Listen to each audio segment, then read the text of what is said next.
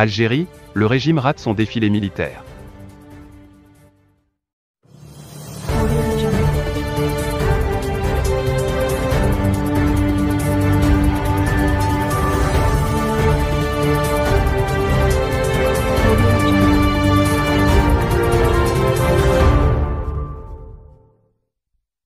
Le défilé militaire de l'armée algérienne, à l'occasion du 60e anniversaire de l'indépendance du pays, annoncé depuis des semaines comme un événement grandiose, n'a finalement pas été à la hauteur des attentes.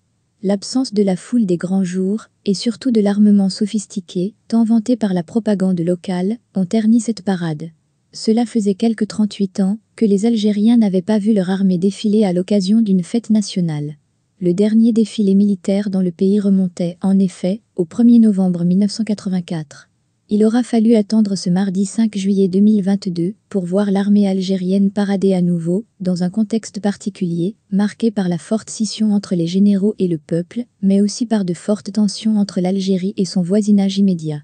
D'ailleurs, la presse officielle algérienne a présenté ce défilé comme étant une démonstration de force visant à envoyer des messages clairs sur les plans internes et externes. Sur le plan interne, les Algériens ont massivement boudé le défilé militaire de mardi dernier, où seules des familles apparemment triées sur le volet y ont assisté sous haute surveillance. Vénus des différents quartiers d'Alger et de Wilaya limitrophes, les citoyens ont afflué dans une bonne organisation, œuvre des autorités sécuritaires et militaires, des agents des services de la Wilaya d'Alger, écrit ainsi l'agence de propagande et des sornettes, APS.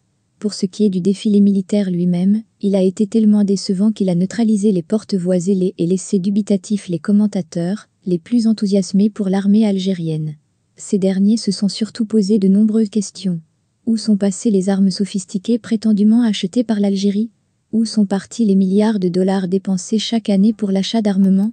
La réponse à ces questions coule de source, quand on sait que le général-major Abdelkader Lachkem, ex-chef du département des transmissions, systèmes et guerres électroniques au ministère algérien de la Défense nationale, est en prison depuis mars 2021 pour avoir détourné, à lui seul, quelques 2 milliards de dollars. Pour sa part, le site menadefense.net, pourtant proche de l'armée algérienne, ne cache pas sa déception. Il a énuméré un nombre important de ratés du défilé militaire de ce 5 juillet, en relevant que le plus grand reproche, entre autres, à faire par rapport au défilé lui-même, ce sont les absences. Pas de missiles balistiques Iskander, pas de missiles supersoniques YJ-21, pas de blindés Boxer, pas de drone Seeker, Yabon Unité 40 et Flash, pas de CH-3, pas de CH-5. À moins, ajoute-t-il, que pour tous ces équipements et d'autres, la NP ait jugé bon de les garder dans leur hangar. Ce qui est très peu probable, car le duo Tebboune-Changria voulait faire de cette parade une arme dissuasive et de terreur en direction du voisinage, et particulièrement du Maroc.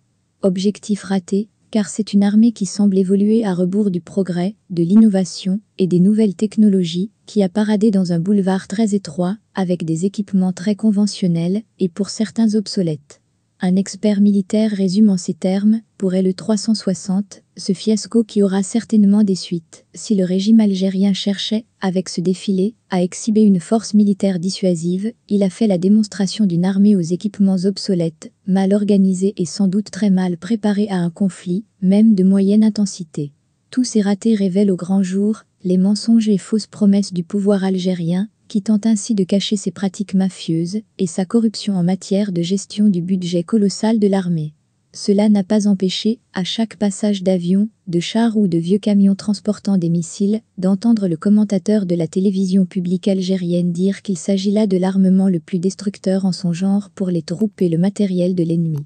Mais, aucun ennemi ne peut être intimidé par la parade de l'armée algérienne.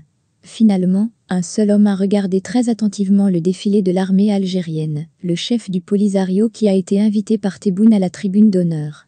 Il a dû se dire qu'en fin de compte, les généraux algériens partageaient vraiment, avec le Polisario le plus clair du matériel dont il